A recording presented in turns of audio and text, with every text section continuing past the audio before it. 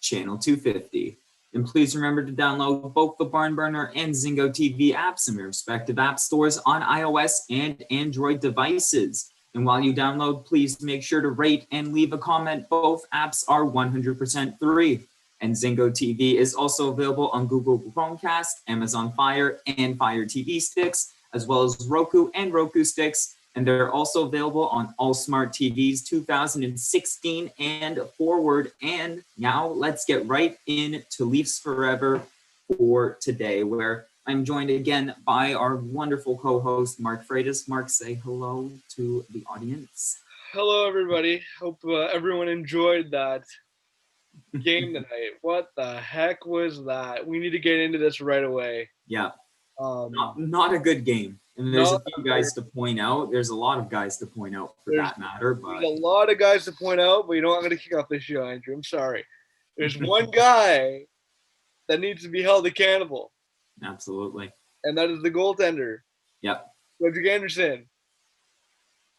I don't know how to stress this enough. He's not making big saves when they need it. He's always letting in these soft ones. And he can't afford that now. This is a 56-game season. And they can't afford to be getting in weak goals. They've started off well. Yep. And then Ottawa tied the game off a deflection, and then they got 3, 4, and 5 off. The third goal, I think the third or fourth goal, one of them was a snipe, which is understandable. But the one that was hidden by Stepan and Tierney, those ones shouldn't have gone in. No, they shouldn't have. And it's just frustrating. The Tkachuks as well are going to be a major force this season against Anderson, as Freddie will have to see Brady and Matthew Tkachuk's beautiful bodies for 20 games this season, and that's going to be something that's going to be key for Anderson. And we saw it this game, right, where Brady Tkachuk gets a goal off of a deflection. How many times is that going to happen to Anderson this year, right?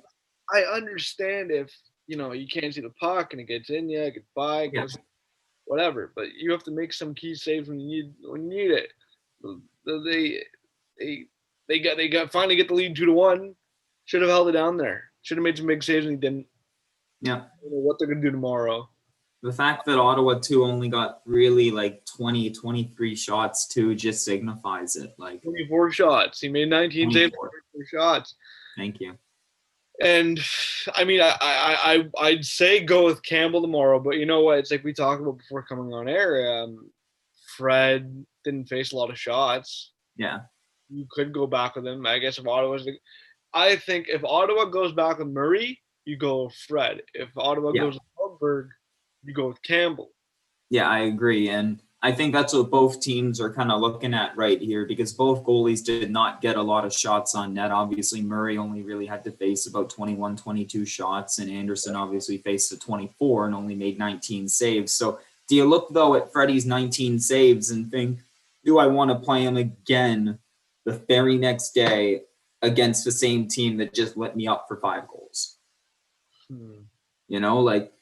I think this is the case. We talked about it earlier, and I kind of brought it up. And I think ultimately for both teams, if you want to be smart, especially the fact that there's going to be a lot of back-to-backs. Yes, the Leafs don't have a lot of back-to-backs for this season. They only have 8. Yeah. But at this point, you got to keep Anderson healthy. He's a guy who you're going to need near the end of the season and going into the playoffs. And if you don't have him, then you're not getting past the first round of the playoffs, or even into the playoffs for that matter, I think. And this is a big year for Fred because his contract's up. Yeah, exactly. It's only the second game of the season, yes. Exactly. And you're playing teams in the same division for the next weeks. The points are big. And it's just, it's frustrating as a fan watching. Yeah. Fred doesn't make that big save when they need it, and the game goes downhill from there. And then I want to point out here, they've been really well in the power play, though. Yeah, they have. They have been really good on the power play. They were 5th last year in the power play. When Keith took over. Yeah, and it's really showing that Keith's able to make some good units out there. And a lot of Leaf fans, we talked about this too just before we got on here, that Leaf fans were going on about Simmons being on power play. Yeah, I don't get what the big commotion about that is. People say, "Oh, get Simmons off the power play. He's in front of the net. He's behind the net." Because the puck's going behind the net. There you go. Why is he going to stand in front of the net when there's no puck there? It, it, He's supposed to it's be. so typical to see Leaf fans overreact this early into the season. And Of course, like relax, win the second game, and like Simmons is only in front of the net when the team has the puck, when the guys have the puck, and they're getting it around. When it's behind the net, okay, go behind the net. He's a big body, and yeah, it's just ridiculous. I like what they're doing with the power play. I don't like loading up everyone all in one. Kind of like having two effective power play units. yeah, exactly. And it's funny too for Simmons. I think this is going to happen a lot for him this year. There's going to be some games where he's doing really well. He's being that enforcer. He's sparking the team up. That's his whole job on this team. And then there's going to be some games where they go, oh, why is Simmons on the first power play unit? Or, oh, why is he on the second penalty kill? Or, oh, why is he doing this and doing that, And that's just typical, though, of playing in Toronto. And everyone overreacts. yeah, exactly. And in regards to Simmons and Fortin, who are veterans, right? It shouldn't be too much of a problem for them. They've been dealing with fans getting on their backs for a long time now. And especially because Fortin. Yeah. He played in Boston, and then he played in San Jose, and Simmons played in Philadelphia. Yeah, exactly. Those are a few fan bases that they won't let it easy on you. I'll tell you that. Of course. So it's just like people got to stop overreacting. I saw a tweet before he came on. It was like, get Thornton off the first line. Like, no, it's fine. Sorry, but my thing's going off right now. So, Okay. Thornton was on the first line. Like, who cares? Keith's gonna change it up a bit. He's gonna mix Hyman with Matthews and them, and then he'll switch it around when he needs to. People just, you gotta relax. Yeah, exactly. And a few of Ottawa's goals are coming off of turnovers as well. So it just shows that there is going to be a lack of, when we get into things, and we've gone through back-to-backs and we've gotten through to the middle of the season. We're seeing it a little bit in early parts of the season, which is about what you would expect, and that's a lot of turnovers. Yeah, exactly. And with turnovers, they again, these guys have been off for what, 6 months? Oh yeah, and Ottawa was I believe it was 310 or 11 days since their last game, so they were already ready to play. And yeah, so with these turnovers, expect them early, and then all things Leafs got to work on turnovers, goaltending, and they got to stop getting too many men penalties and focus on who's coming on the ice, who's coming off. Because that was going to be the next point I was going to give. That's back-to-back games with a too many men on the ice penalty, and that's what killed them last year as well. They used to get that a lot last year. Yeah. I think in the first period, the Leafs had played fine. I think they played well. I think they played well, and they kept it to a decent scoreline. But it was that second period where, Ottawa just, if they go in and get one, they're going to go in and try to score more. And it's exactly what they did. Ottawa doesn't have any pressure this season. Nope, they don't. So they're going to be going all offense. So if you're a Leaf player and you're a Leaf forward, you're going to get a lot of odd man rushes. You're going to get a ton of opportunities to score. So take those opportunities while you can, especially against a goaltender like Matt Murray, who did not have the best season last year. And he still has that little body weakness where he can't make saves of his body very well. So I don't know. It's going to be fun. It'll be fun this next game against Ottawa, especially because, you just played them the day before. There's already stuff going on from the third period between Wayne Simmons and Paul Watson. So we'll see if that transpires into anything as well in the next game. I know you wanted to talk about it. I know you did. No, you just called him Paul Watson. Corrected there, Austin Watson. Oh, sorry about that. No, I expect them to have a big game tomorrow. I mean, it's back-to-back. You just got whooped by the Ottawa Senators. The Ottawa Senators, a laughing stock of the league, second laughing stock of the league, right behind Detroit. And they should come out tomorrow. They should come out flying. I remember last year when what game was it? When they got slapped by Pittsburgh like 5-0, 6-0. Yeah. And then the next game, they came back and beat the Pens 4-0, which, by the way, they lit up Matt Murray. I was at that game. It was the pandemic. But no, they need to come out big tomorrow, and then you have a tough test on Monday with the Winnipeg Jets. Exactly. So. And I just think for Toronto, you got to come out with that high-paced offense that you've always had. And And I just think with this game, their offense was good. They just weren't able to capitalize on their chances. And again, at the end of the day, it's whoever scores more goals wins. And that's exactly what Ottawa did with the style of play that they're going with here. It's kind of like hey, let's kind of figure it out here. Let's see what works, right? Because they're just going, like, they're trying everything out. They have such a young team. They're one of their veterans, Derek Stepan. So, like, if that's one of your like veteran type players, being how old he is, it's very showing to know how young your team is there. Like it, and I think on Saturday, I think the Leafs will actually take it on Saturday. I really do. I agree with you on that. Yeah. What do you think for the score? Tomorrow? Yeah. I'm gonna say it'll be a close game. I think maybe 3-1 or 4-2. Yeah. But another thing, that was Austin Matthews has to get going too. Oh, absolutely. He hasn't scored yet. And surprisingly, usually this guy's been off by him. But again, he's been off for 6 months too, and it's understandable. So I think he scores on Saturday. I think he does, or he at least gets a point. Yeah, you need to get a point going. You get someone going. Yeah. And I think once Matthews gets going, right? Once again, Matthews is that key core to the team. Once he gets going, then everyone kind of gets going. Exactly. Once he starts to get going and the Leafs start to pile on wins throughout this year, it's man. They're gonna be. Well, it's just it's still early, still the second game of the year. Plus, if you look at the teams that have played, Vancouver's lost, Edmonton's lost, Montreal's lost, Toronto's lost. Now it's just got to be Winnipeg losing and then Ottawa losing. Everyone's gonna exactly. So we'll see what happens. But no, they have to get going. Marner's got to get going again too. He has one more. I don't know what he got tonight. Yeah. The only Leaf where I liked their performance really was Tavares. Yeah, Tavares and Nylander. They've been well. They've been doing really well. Yeah. And they've kind of been the guys who have put up majority of the offense too for him. Yeah, and I must say, I like Jimmy Vesey on that line. The guy looks. Oh, I agree. I personally don't think he played too well tonight. I think he did make a lot of mistakes, but again, right?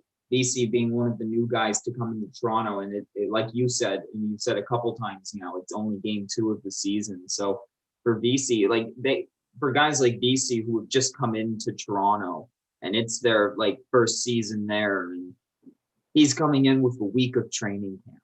Exactly. So I think at the end of the day, for Leaf fans out there that are complaining about Simmons being on the power play and all of this stuff that Sheldon Keefe tried out, you got to remember it's game number 2. I get that it's a 56-game season. I understand that. Season 2, kind of, really.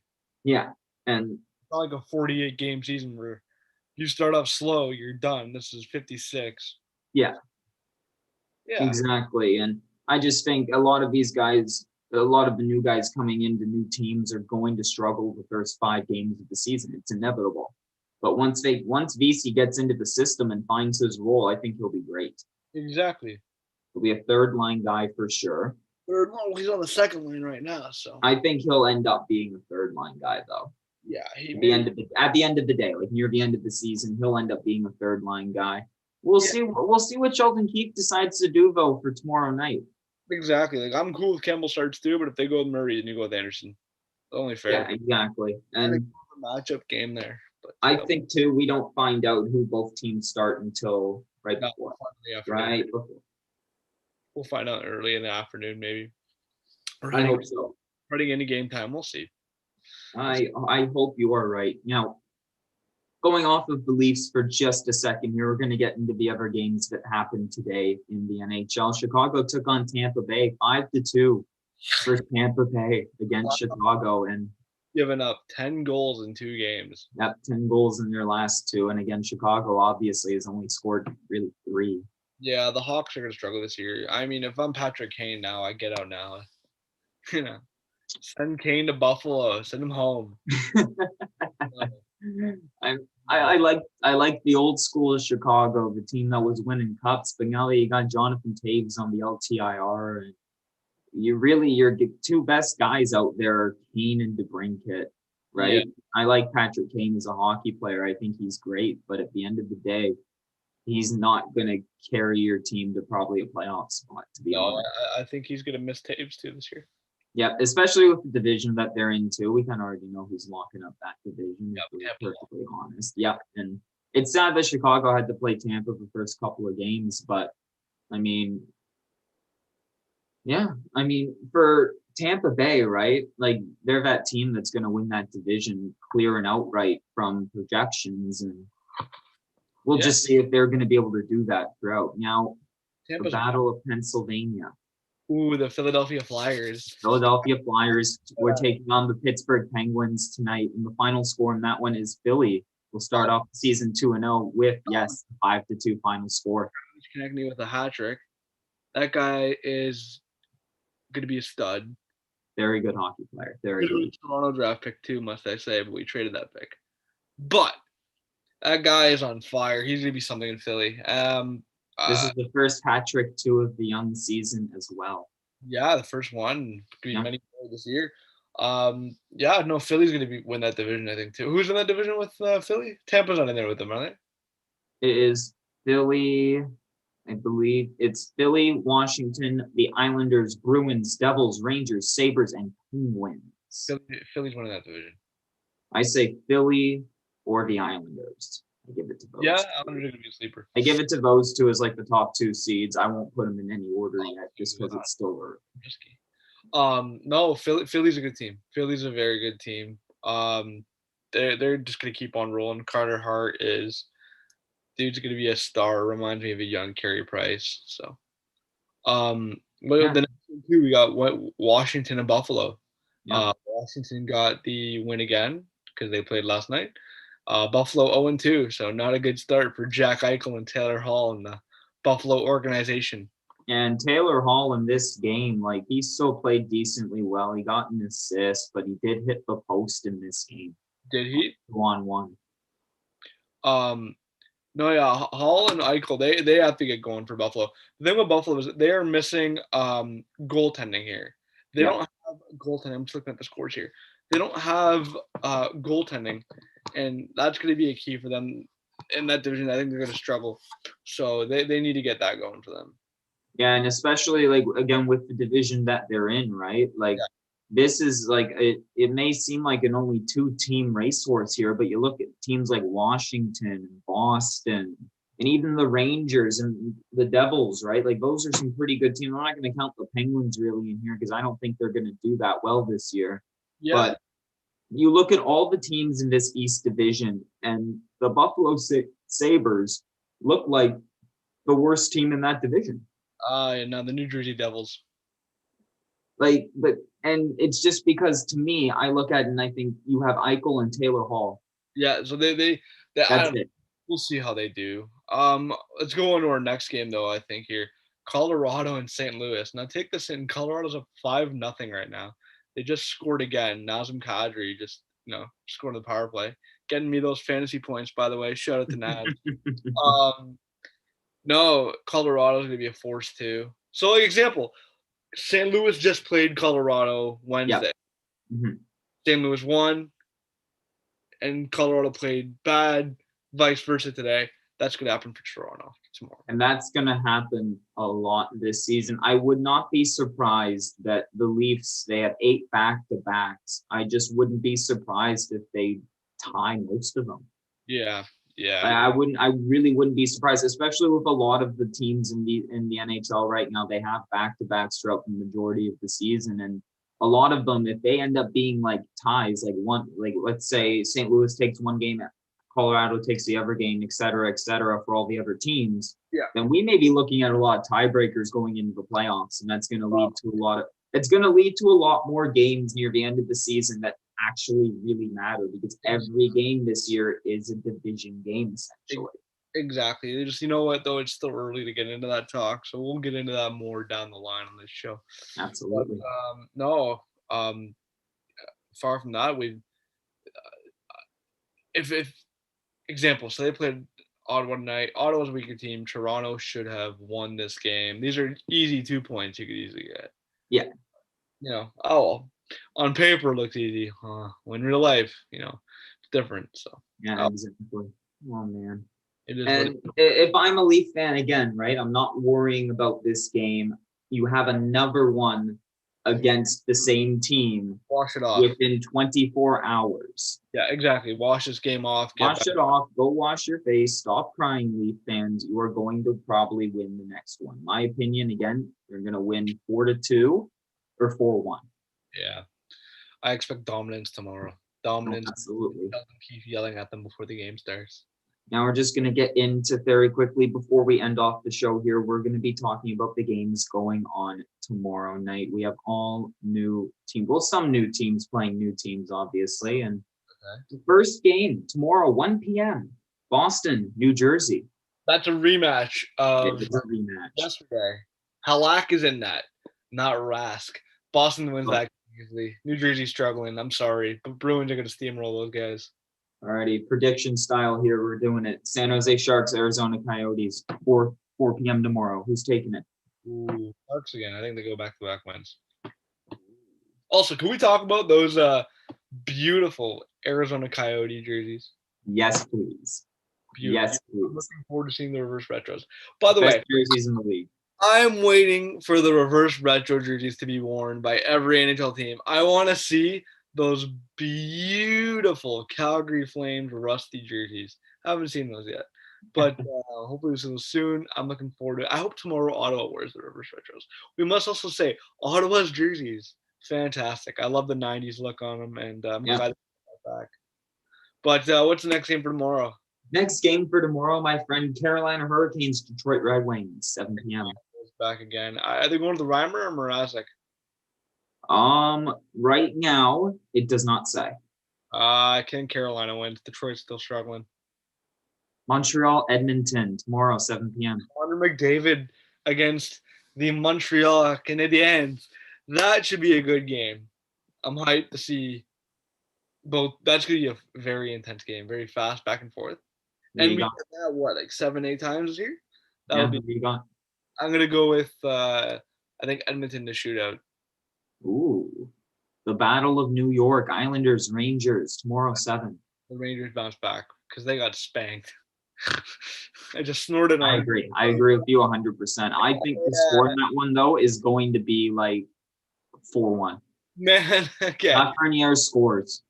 I was so surprised that the Islanders slapped the Rangers. They just played the brick wall of defense. That was about it, really. I hate the way the Islanders play. Same. Absolutely. I agree. It got me to snort on this show. I got to do my little pig snort there. Them. Next ones we got, my friend, Columbus Blue Jackets, Nashville Predators. Rematch again. Okay. I think Columbus, maybe they come back and win. So. Alrighty, Minnesota Wild, LA Kings. Rematch too? I think LA. Should be LA. Vancouver Canucks, Calgary Flames. That'll be a fantastic game. We must talk about it. Absolutely. Jacob Markstrom plays his former team. So does Chris Tanev. So does Josh Levo. So does Travis. A lot of guys are playing their former team in this one. It's the Calgary Canucks versus the Vancouver Flames. I think this one still. I think this one still remains a close game, though. Yeah, for the Flames, the Calgary Flames, though. No, I think Markstrom comes up big against his former team. And the final game we have on dock for tomorrow night before we end off the show here today, the Anaheim Mighty Ducks are taking on the Las Vegas Golden Knights. I gotta stop you there, but they're no longer the Mighty Ducks. That name's been dead for 10 years. But I got the Vegas. They're always the Mighty Ducks in my heart. All right. Well, we better hope to see the Ducks, Mighty Ducks street hockey jerseys. I've got the Golden Knights winning again. I think Fleury or Leonard's in net, so they're winning that one easily. Yeah, and a lot of these guys obviously haven't confirmed who's starting yet, right? It's almost like the Leaf game, right? They still don't know kind of who's starting, and exactly. We'll figure it out from there. But sadly, should be a good game. Should be good games tomorrow. And tomorrow for our pregame show, I'll not be in this room. I'll have my Leaf room in the background. You'll have the Leaf room finally all set up, ready to go. As I've just been, parents are kind of sleeping, so I kind of need a safe space to do a show. But I'll have my Leaf room back in tomorrow. I think our audience can understand the struggle here. Got a nice little door behind me. But that is going to be the end of Leafs Forever for today. This show can also be heard on the BarnBurner Radio Network on its 122 platforms. And you can check out barnburner.ca for all the news. BarnBurner. Watch it, hear it, read it, download it, live it.